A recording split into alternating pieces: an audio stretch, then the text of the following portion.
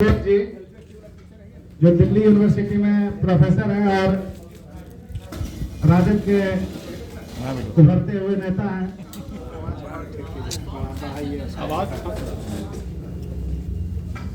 और उसके बाद शंकर मेहता जी हैं उनके बगल में, जो अखिल भारतीय कुशवाहा महासभा बिहार इकाई के अध्यक्ष हैं। राष्ट्रीय अध्यक्ष जी राकेश महतो जी हैं जो झारखंड से आते हैं और अखिल भारतीय कुशवाहा महासभा के राष्ट्रीय अध्यक्ष हैं। मैं मेरा भी परिचय दे दूं आप लोग को। मैं प्रवीण सिंह कुशवाहा, कांग्रेस का भी प्रदेश उपाध्यक्ष रहा हूं और अखिल भारतीय कुशवाहा महासभा का राष्ट्रीय उपाध्यक्ष रहते हुए मैंने पटना साहिब से अभी अंतिम चुनाव लड़ा है विधानसभा का। और चंद्रदीप जी हमारे कोषाध्यक्ष हैं जिनके द्वारा ऐसे कार्यक्रमों को स्पॉन्सर किया जाता है। आप लोग से मैं बताना चाहूंगा कि अभी पिछले महीने हमारी मीटिंग थी दिल्ली में, अखिल भारतीय कुशवाहा महासभा के कार्य समिति की, राष्ट्रीय कार्य समिति की बैठक दिल्ली, जहां निर्णय लिया गया कि किसान के समर्थन में हम लोग आएंगे। और वहां राकेश टिकैत जी को एक पत्र भी दिया गया था समर्थन का, हम लोगों ने उनको पहुंचाया था और वो पत्र के बदले उनका जवाब भी आया था, उन्होंने काफी अप्रिशिएट किया था। और उसके बाद हम लोगों ने वो निर्णय उस समिति में ही लिया था। उस पत्र में लिखा भी था कि उस आंदोलन को हम लोग न सिर्फ मजबूती देंगे बल्कि जरूरत पड़ने पर इस आंदोलन को और आगे ले जाएंगे। उसी के आलोक में यह प्रेस कॉन्फ्रेंस और देश में सभी राज्यों में प्रेस कॉन्फ्रेंस करने का निर्णय लिया था और धरना और प्रदर्शन भी करने का निर्णय लिया है। तो उसी क्रम में ये पहला प्रेस कॉन्फ्रेंस हम लोग यहाँ बिहार में आयोजित किए हैं। इसको अभी हमारे राष्ट्रीय अध्यक्ष राकेश कुशवाहा जी संबोधित करेंगे। बाकी प्रेस विज्ञप्ति तैयार हो गया, पहुंचने ही वाला है, उसको भी हम आपको देंगे जब तक आप बात कर सकते हैं। राकेश कुशवाहा जरूरत है। हाँ बोलिए। आवाज जाना चाहिए। यह मामला किसानों का सिर्फ हमारे किसान बंधुओं का नहीं है, मामला पूरा देश का है। भारत कृषि प्रधान देश है। लगभग 70% आबादी किसान डायरेक्ट और इनडायरेक्ट पेशा से जुड़ा हुआ है। और जो यह 3 बिल आया है केंद्र सरकार के द्वारा, यह किसानों को मजबूर कर देगा मजदूर बनने के लिए। यह आत्मा निचोड़ लेगी पूरे देश के किसानों का।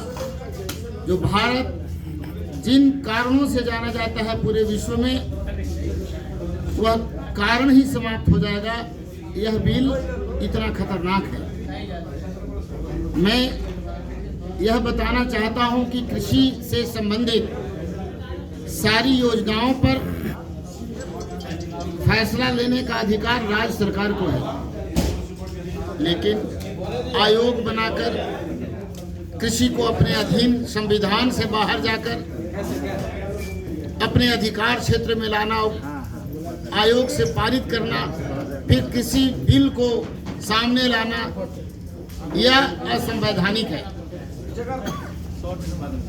यह सब पर प्रभाव पड़ेगा। लाखों नहीं करोड़ों लोग बेरोजगार हो जाएंगे।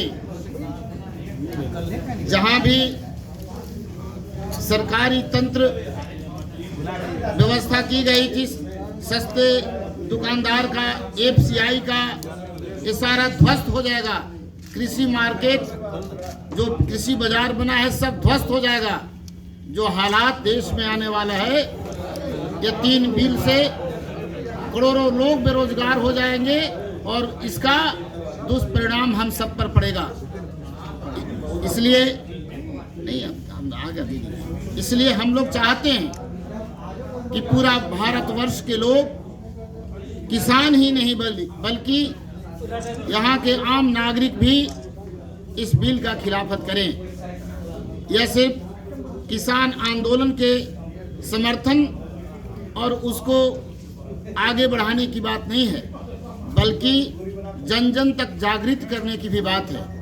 हम आप सभी से, आप मीडिया कर्मियों से, आपके माध्यम से बिहार के जनता के सामने कृषि बिल के विरोध में खड़ा होने के लिए आज आह्वान कर रहे हैं। हम लोग पहले राष्ट्रपति के नाम